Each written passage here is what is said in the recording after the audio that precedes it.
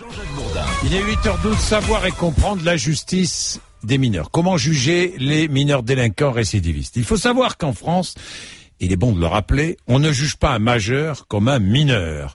L'ordonnance qui précise cela a été prise en 1945 au sortir de la guerre par le gouvernement provisoire de la France sous le général de Gaulle. Serge Portelli, bonjour. Bonjour. Vous êtes magistrat, vice-président au tribunal de grande instance de Paris, Serge Portelli. Alors, actuellement, l'Assemblée nationale examine le projet de réforme de la justice des mineurs. Enfin, actuellement, à partir d'aujourd'hui, cet examen.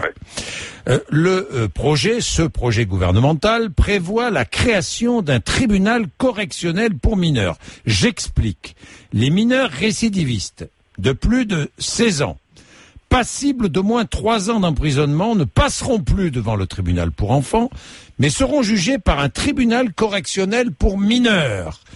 Est-ce, à vos yeux, l'abaissement déguisé de la majorité pénale de 18 à 16 ans?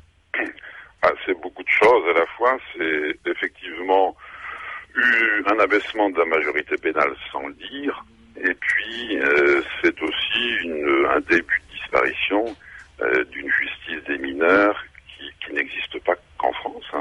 C'est vraiment une institution qui existe partout dans le monde et depuis très très longtemps. Enfin, très longtemps.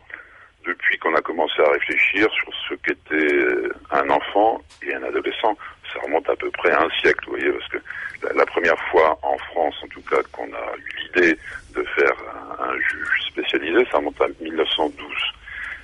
Donc à cette époque-là, c'était le début de la réflexion sur qu'est-ce que c'est qu'un bébé, un enfant, un adolescent.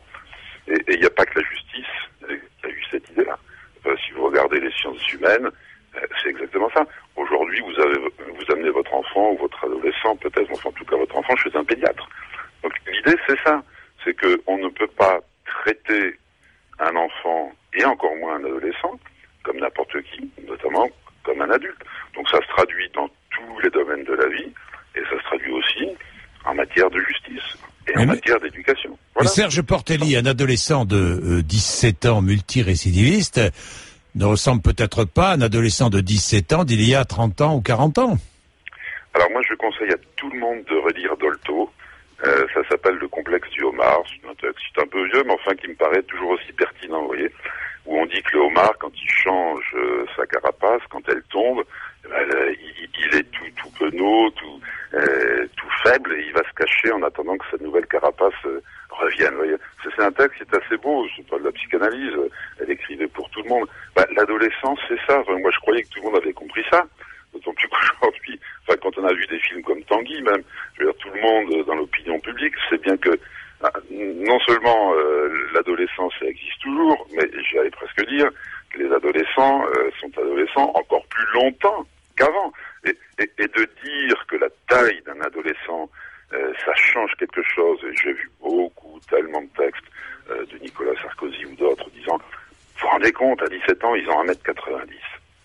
Comme si la taille d'une personne avait un rapport quelconque avec sa maturité. Enfin, je veux dire, c'est une telle bêtise que c'en est terrible. Alors peut-être que demain, quand les habitudes alimentaires des Français vont changer, et peut-être si jamais demain on est plus pauvre et que la taille des adolescents baisse, on va rétablir les tribunaux pour enfants. Enfin non, écoutez, je sais pas, mais la politique c'est quand même quelque chose de sérieux. Ça s'appuie aussi sur un minimum de connaissances scientifiques. C'est pas que de la démagogie. Mais alors, Serge Portelli, y a-t-il une impuissance à juger et à remettre dans le droit chemin les délinquants mineurs multirécidivistes de 16, 17 ans? On a l'impression, c'est l'impression que l'on a, que ressent l'opinion publique, vous le savez bien.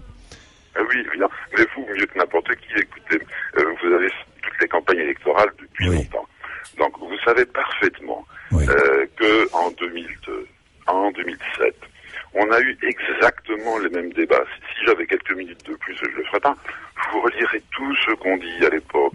Lionel Jospin, Jacques Chirac, Ségolène Royal, Nicolas Sarkozy. Ce même thème a été utilisé à chaque fois. À chaque fois, on nous a fait croire qu'il fallait prendre des mesures plus répressives, des centres encore plus fermés. Alors c'était des centres répressifs, c'était des centres fermés, c'est des centres tout ce que vous voulez. On est encore maintenant 10 ans après, et on s'aperçoit que finalement ces solutions-là ne marchent pas. Tout simplement parce que les mineurs, ils ont besoin à la fois d'une loi, ils ont besoin aussi de sanctions, ils ont parfois, très rarement, besoin de prison, mais ils ont surtout besoin qu'on les écoute, qu'on les comprenne, et puis qu'à partir de là, on les sanctionne. Mais ça ne se fait pas comme ça. Enfin, quand vous allez chez un pédiatre, il va pas vous prescrire des cachets en 2 secondes en disant, écoutez, je suis désolé, je suis obligé d'aller vite. Non, c'est pas comme ça. Les enfants, les adolescents, ça demande du temps. Enfin, je pense que tous les parents qui ont des enfants peuvent comprendre ça. Et la justice des mineurs, c'est comme le reste. Vous avez donc signé la pétition pour la suppression du projet de réforme de la justice des mineurs. Serge Portelli, vous demandez absolument à ce que ce projet soit retiré, si j'ai bien compris. Bah oui. Et puis que cette réforme de la justice des mineurs qu'on nous promet depuis très très longtemps, après tout, qu'on s'y engage, qu'on la fasse. Mais là, ce qu'on nous propose aujourd'hui, au mois de juin 2011, c'est une petite réformette qui est d'ailleurs incluse dans un autre texte qui est beaucoup plus vaste. Et finalement, c'est 2 ou 3 petites réformes qui sont des réformes à destination de la campagne électorale. Enfin bon, faut être clair. Mais si vraiment le gouvernement aujourd'hui veut changer quelque chose, qu'il fasse une réflexion. Enfin, le gouvernement, l'UMP, Nicolas Sarkozy, a le droit d'avoir sa conception de la justice des mineurs, mais pas comme ça. Pas comme ça, à la va-vite, et puis avec des solutions qui n'ont même pas été réfléchies. Enfin, voilà, c'est ça qui est dommage. Merci Serge Portelli, merci à vous. C'est moi qui vous remercie. Merci, 8h19.